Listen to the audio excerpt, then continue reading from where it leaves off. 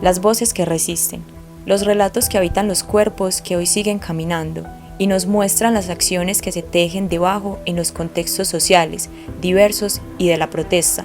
y que, aunque pueden pasar desapercibidas, son indispensables para la defensa de la dignidad humana y retrato constante de las causas para dignificar los derechos. El conjunto de protestas que sucedieron a partir del 28 de abril en el marco del paro nacional en Colombia fueron las movilizaciones sociales y populares de mayor envergadura en la historia moderna colombiana.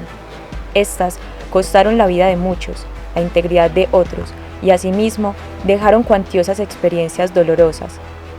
Aún así, dentro de la protesta encontramos a aquellos y aquellas que voluntariamente se formaban para acompañar y defender la vida. Algunas lo hicieron espontáneamente y protesta tras protesta expusieron su cuerpo, sus conocimientos y emociones ante la violencia que se desataba cada día.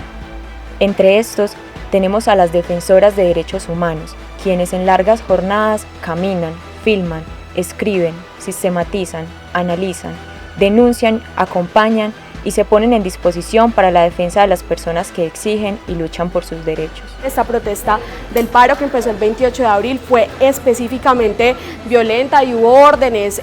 para que fueran en ese grado de intensidad tan grande. Tan solo en 6 días del paro en Antioquia teníamos 1030 vulneraciones a los derechos humanos. También desde, por ejemplo, la CIDH se ha documentado que una gran mayoría de movilizaciones han sido pacíficas y que la fuerza policial se ha comprobado que ha irrumpido en las manifestaciones, que ha violado los derechos humanos, cuando eso no es lo que tienen que hacer, ¿cierto? Cuando no han sido violentas en la mayoría y si fueran violentas hay mecanismos para intervenir las protestas y no los han llevado a cabo. Defender los derechos humanos en Colombia implica estar en un contexto donde se vulneran de manera permanente y cotidiana,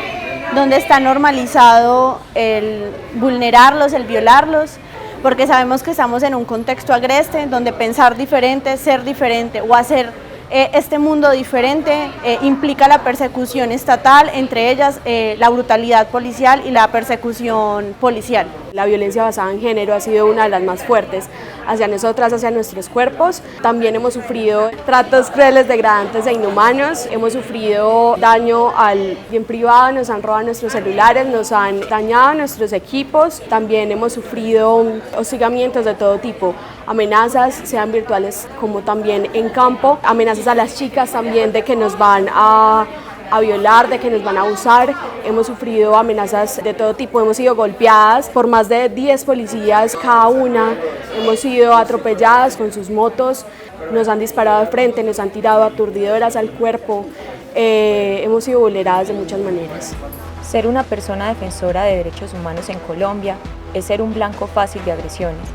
El hecho de tener identificación y actuar organizadamente no les salva de sufrir ataques y en ser señaladas por la violencia policial y estatal, incluso para desestabilizar el fragmento de cuidado que tratan de ofrecer a quienes participan de la protesta.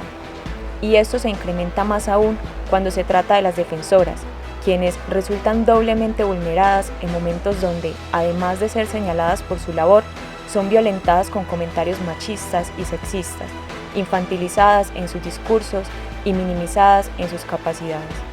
Ser defensor de derechos humanos es básicamente tener un blanco en el que los policías saben que estamos haciendo veeduría sobre su acción, estamos todo el tiempo revisando sus protocolos y eso implica entonces que se tenga un control sobre nuestras acciones mucho más determinante. Por eso, durante este estallido social que empezó en abril, pero continúa aún hoy, hemos identificado diversas vulneraciones de derechos humanos, de las cuales yo también he sido víctima. Una de ellas son las constantes estigmatizaciones y violencias basadas en género, que empiezan desde lo verbal, pero también se manifiestan en lo físico. Además de eso, tenemos claro también que si bien las vulneraciones usualmente empiezan en el contexto de la protesta, siguen en la vida cotidiana, sobre todo los defensores y defensoras de derechos humanos, y en este sentido también hemos sido víctimas de seguimientos por parte de las instituciones y hostigamientos, entre ellas pasar por nuestras casas, hacer seguimiento constante de nuestras acciones,